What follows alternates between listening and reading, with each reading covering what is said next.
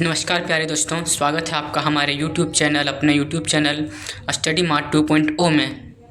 तो मैं आपको आज बताने वाला हूँ ज्योग्राफी सब्जेक्ट के जो एग्ज़ाम होने वाला है, असेसमेंट एग्ज़ाम, रियल एग्ज़ाम जो होने वाला है, उसका क्वेश्चन का आंसर बताने वाला हूँ। जो एग्ज़ाम 9 जुलाई को होने वाली है और इसमें जो टोटल मार्क्स रहेगा 20 मार्क्स का रहेगा। और इस क्वेश्चन में करना बहुत ही इम्पोर्टेंट है ताकि आप क्वेश्चन का आंसर कर पाएँ। एग्ज़ाम के बेस पर ये बहुत ही इम्पोर्टेंट क्वेश्चन है। ये वीडियो शुरू करते हैं। तो और अगर आप हमारे चैनल पर नए हैं तो हमारे चैनल को लाइक, शेयर एंड सब्सक्राइब ज़रूर करें। और अगर आपको वीडियो अच्छा लगे तो एक प्यारा सा कमेंट कर दें। चलिए चलते हैं अब सेक्शन ए में, जिसमें से 6 क्वेश्चन होने वाला है, जो प्रत्येक क्वेश्चन 1 मार्क्स का होने वाला है। तो इसमें ऑब्जेक्टिव क्वेश्चन है। तो पहला क्वेश्चन क्या बोल रहा है कि निम्नलिखित कुटीर उद्योग की विशेषताओं को पढ़िए और सही विकल्प का चयन कीजिए। मतलब ये जो इसको पढ़ना है और सही विकल्प का चयन करना है। तो ऑप्शन ए मेरा दिया गया है निर्माण स्थल से बाहर, बी दिया गया है निर्माण की सबसे छोटी इकाई है, और सी में दिया गया है स्थानीय कच्चे माल का उपयोग, और लास्ट 4 में दिया है साधारण औजारों का उपयोग। तो जो इसका आंसर हो जाएगा, क्या हो जाएगा, वो हमको बताना है। तो ए में दिया है, ऑप्शन ए में कि 1, 2 और 3, बी में दिया है 2, 3 और 4, सी में दिया है 1, 2 और 4, डी में दिया है 1, 3 और 4। तो आपको मैं ये बता देना चाहता हूँ कि जो इसका आंसर हो जाएगा ऑप्शन नंबर बी हो जाने वाला है। तो सही आंसर हो जाएगा ऑप्शन नंबर बी हो जाएगा। चलिए चलते हैं अगले क्वेश्चन की ओर। तो अगला क्वेश्चन मेरा क्या बोल रहा है कि निम्न में से कौन सा तृतीय क्रियाकलाप सेवा क्षेत्र से संबंधित है। 3 को यहाँ पर दिया है, इनमें से कौन सा जो है क्रियाकलाप सेवा से संबंधित है। तो ऑप्शन ए में दिया तृतीय क्रियाकलाप के संदर्भ में सत्य, दूसरा में दिया है मानव शक्ति तृतीय क्रियाकलाप का मुख्य घटक, तीसरा में दिया है खनन एवं तृतीय क्रियाकलाप। इसका जो ऑप्शन, अब इसका ऑप्शन पढ़ते हैं। ऑप्शन में क्या दिया है कि एक में दिया है 1 और 2, बी में दिया है 1, 2 और 3, सी में दिया है 2 और 3, डी में दिया है 1 और 3। इसका जो सही आंसर हो जाएगा दोस्तों, प्यारे दोस्तों, उसका आंसर हो जाएगा ऑप्शन नंबर ए। इसका सही आंसर हो जाएगा ऑप्शन नंबर ए, मतलब 1 और 2। अब अगला क्वेश्चन क्या बोलता है, क्वेश्चन नंबर 3 में कि निम्नलिखित में से कौन सा ज्ञान प्रसंस्करण बाहरी स्रोत का उदाहरण नहीं है। तो इसका ऑप्शन ए दिया है व्यवसाय अनुसंधान, बी दिया है बौद्धिक संपदा अनुसंधान, सी दिया है कानूनी पेशा, डी दिया है बाहरी स्रोत। इसका जो आंसर हो जाएगा दोस्तों, इसका आंसर हो जाएगा ऑप्शन नंबर डी, बाहरी स्रोत। अगला क्वेश्चन क्या बोल रहा है, क्वेश्चन नंबर 4 में कि सूची 1 और 2 का सही सुमेलन कीजिए। मतलब जो इसका मिलान करना है, सही करना है, वो आपको यहाँ पूछ रहा है। तो मैं आपको बता देना चाहता हूँ कि ऑप्शन ए का जो हो जाएगा आंसर हो जाएगा ऑप्शन नंबर 3, मतलब ए का मिलान हो जाएगा ऑप्शन नंबर 3 के साथ। और दूसरा नंबर ऑप्शन हो जाएगा बी का हो जाएगा मध्य प्रदेश। कहाँ पर हो जाएगा इसका, ऑप्शन बी का हो जाएगा और ऑप्शन नंबर 4। और जो सी का हो जाएगा वो हो जाएगा, रुकिए ये नहीं होगा,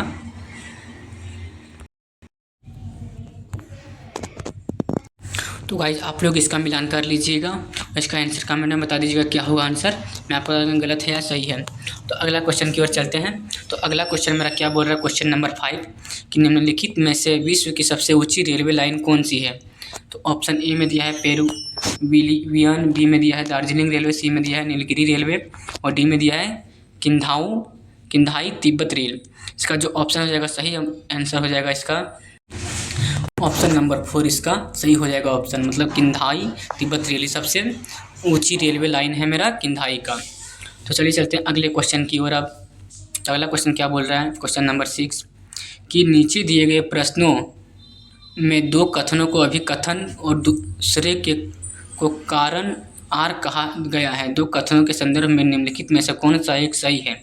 तो इस क्वेश्चन का आंसर हमको नहीं मिला था दोस्तों, तो मैं आप लोगों को बता देना चाहता हूँ कि जी इसका जो आंसर हो जाएगा, अगर आप लोग में से कोई जानते हैं तो प्लीज़ आप लोग मुझे बता दीजिएगा इसका जो आंसर होगा क्या होगा, क्योंकि इसका मुझे आंसर पता नहीं था। अगर आप लोगों को इसका आंसर पता होगा तो आंसर हम लोग बता दीजिएगा। तो अब हम चलते हैं सेक्शन बी में, इसका सेक्शन बी में पहला क्वेश्चन क्या बोल रहा है कि सेक्शन बी में कितना क्वेश्चन रहेगा, 4 क्वेश्चन रहेगा और प्रत्येक क्वेश्चन 2 मार्क्स का रहेगा। तो चलिए चलते हैं इस क्वेश्चन की ओर।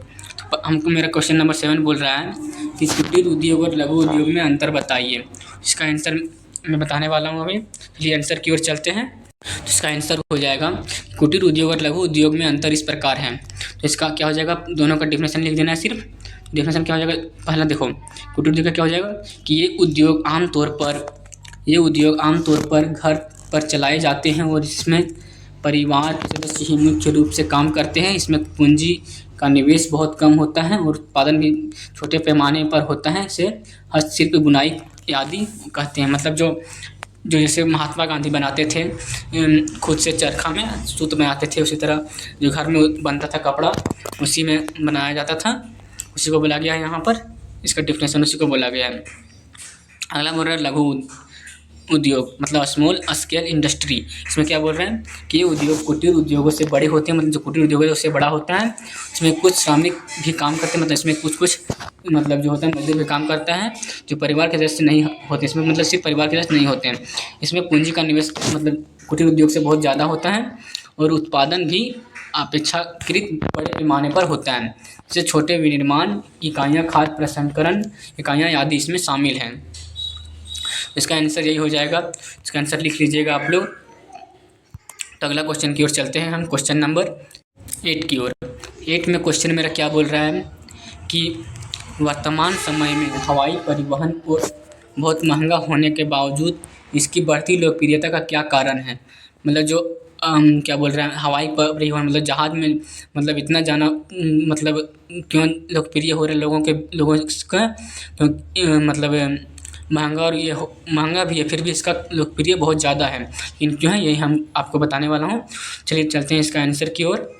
इसका आंसर क्या हो जाएगा कि वर्तमान समय में हवाई परिवहन बहुत महंगे होने के बावजूद इसकी बढ़ती लोकप्रियता का मुख्य निम्नलिखित कारण है। इसके बहुत सारे कारण हैं, तो पहला कारण पढ़ते हैं। तो इसका क्या बोल रहा है, पहला कारण कि समय की बचत। समय के साथ में क्या बोल रहे हैं कि हवाई यात्रा अन्य परिवहन माध्यमों की तुलना में बहुत कम समय लेती है, जिससे लंबी दूरी की यात्राओं के लिए पसंदीदा विकल्प बन जाता है, इसलिए लोकप्रिय है। अगला क्या बोल रहा है कि आराम और सुविधा। मतलब जो हवाई अड्डों में होता है बहुत ही सुविधा होता है और आरामदायक होता है। हवाई यात्रा अधिक आरामदायक होती है। इसमें यात्रियों को बेहतर सुविधाएं मिलती हैं जैसे कि भोजन, मनोरंजन और आरामदायक सीटें।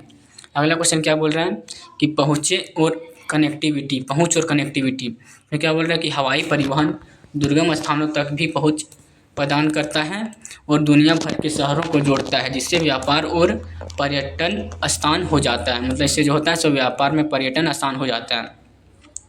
अगला बोल रहा है सुरक्षा क्या हो जाएगा इसका बोले तो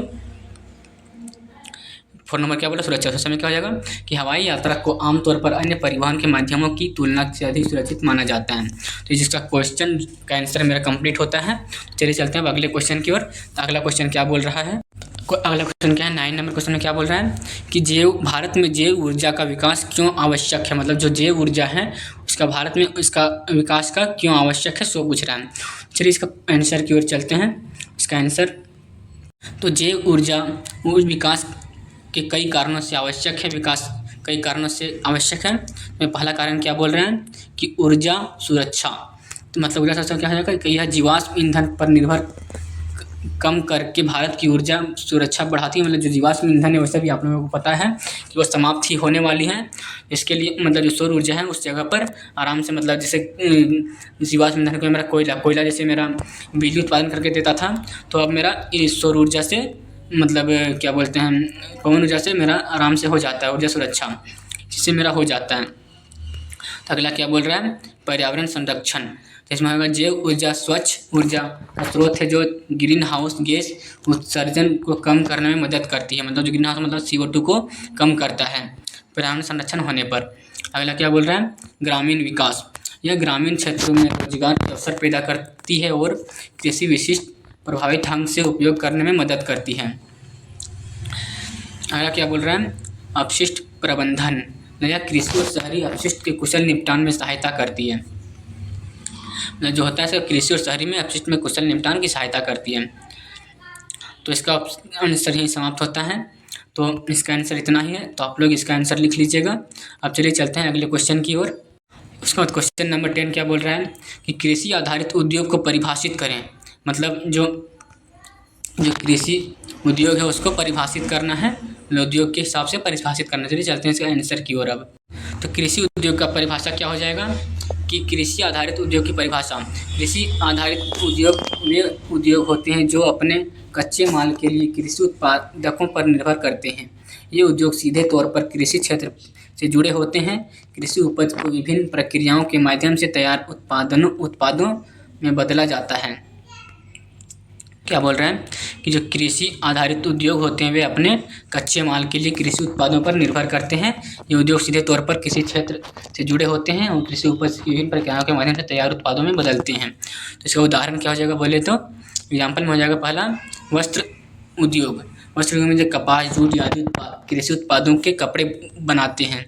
अगला क्या बोल रहे हैं टॉपिक खाद्य प्रसंस्करण उद्योग, मतलब फल, सब्जियां, अनाज आदि खाद्य पदार्थों के जैसे जैम, अचार, बिस्कुट या आटा आदि बनाना, इसी को बुलाया खाद्य प्रसंस्करण उद्योग। उसके बाद बोला गया चीनी उद्योग, मतलब गन्ने से चीनी बनाना।